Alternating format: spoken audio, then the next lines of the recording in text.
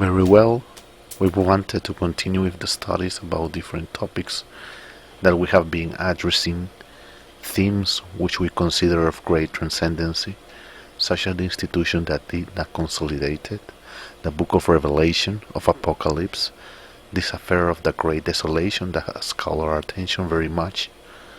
Well, we have countless of subjects that we would like to address and have the time to treat each and every one of them, but it's sort of complicated. Today we have decided to channel a little more this structure of studies, and it has caught our attention very powerfully. Some declarations that have been converted throughout the times in teachings, doctrines, paradigms, theories, theology. Well, we could keep saying more terms, but believe the idea is clear. We cannot avoid a great declaration that a very long time ago Jesus the Messiah expressed, which we consider today to make the approach that we want to begin. The title or theme which we have wanted to express in this first section, in this first contribution, in this first delivery is, Take heed that no one deceives you.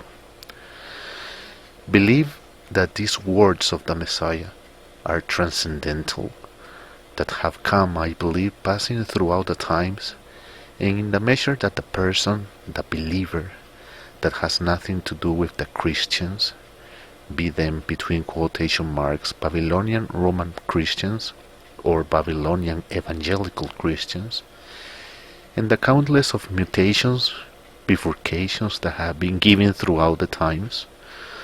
I'm talking specifically to the believer, that I consider is the person that receives the Word of God, that understands it, comprehends it, and understands that there is a calling and that has to take a path away from the religious deceit, from the false doctrine that nowadays is proclaimed, away from the wolves dressed with sheepskin, pastors, preachers, apostles, prophets, between quotation marks, as they call themselves. The list continues, but I'm not going to continue with it. Away from all this Persian religious market that we actually have, is to the believer that doesn't have the bonds with religious groups, that doesn't have connections with any false faith, neither pagan, Roman, Babylonian, Assyrian, nor Chaldean. Well, also the terms could continue.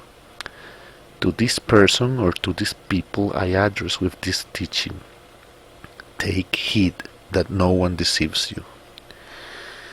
And as you have probably heard other themes that we have developed, this one that we bring as a theme of discussion, as a debate, as an analysis, as an apology, has to do, I believe, with the book of Genesis, which for a long time I considered to be a very interesting book, a very good book, a book, I said, of those unique books that exists. But in the measure that I went investigating, analyzing, studying, and trying to comprehend it, began to discover inedited and unique things that are the ones we have in the religious Babylonian pagan corruptions nowadays, be it Roman or evangelical, that has taken us to a perfect deceit. And that is why it becomes vital, this famous declaration will say of the Messiah, take heed that no one deceives you, as something that we consider as a base, a pinnacle, a structure, a column that has to resist the attacks of the lie, the falsehood, and the darkness.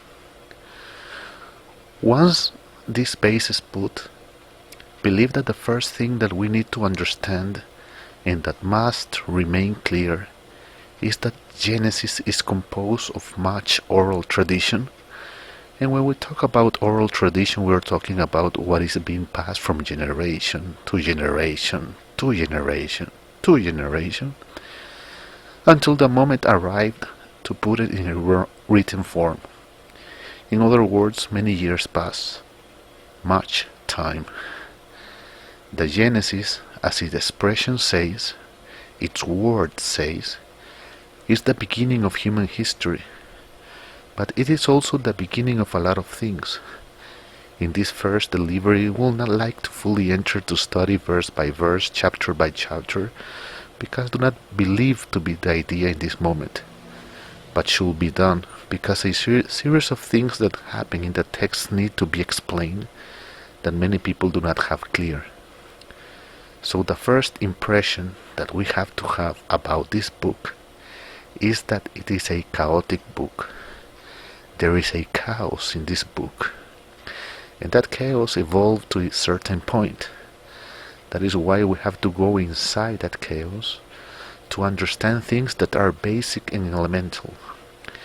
I say basic and elemental because supposedly should have been taught, should have been written, should have formed doctrine, should have formed faith in the people that were supposedly teaching throughout the times. And we'll avoid as far as possible to enter into the Jewish concept of the Genesis, because I have always considered that the Jewish people have their path and the believer has his path. Obviously, there has been a tendency of trying to put them together, to make a rare amalgam, to amalgamate them in a strange way, and to create a hybrid. But that is another history.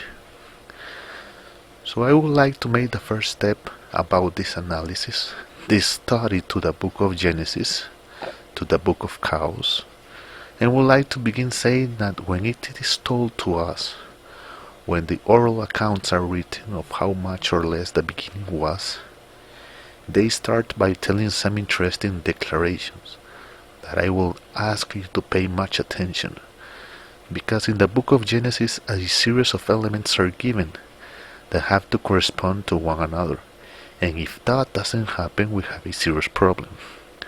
That is why, as I said, this first delivery will allow us to sketch much or less what we are fully about to enter, to where we are heading to, and what is that we have to know and understand, because as it was clearly sentenced by the Messiah throughout the times, and that is something that we have to have as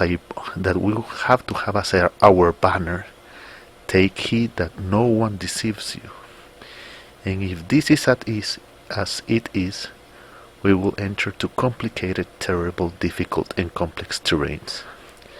And that in a determined moment it is possible that it will even collide with what we have believed all this time about this book.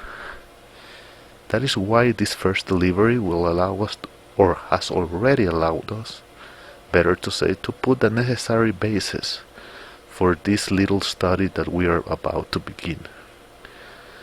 Beforehand, always remind you, if you have questions, doubts, concerns, you can visit our page churchofgod.tk, or you can write us to our email, the last church 7 in number, okay, gmail.com. And you can send your concerns, your commentaries, or if you want to hear our contributions, there you can find them in the different medias like Facebook, Instagram, Twitter. Hope that in the second delivery that we make, we can enter a little bit more in this dreadful theme, and we can begin to understand where is the deceit of the things, or as someone wrote a long time ago, the deception of the centuries. We invite you once again cordially that you can write us and visit our webpage, churchofgod.tk, and write us to our email and send your concerns. Beforehand, thank you very much.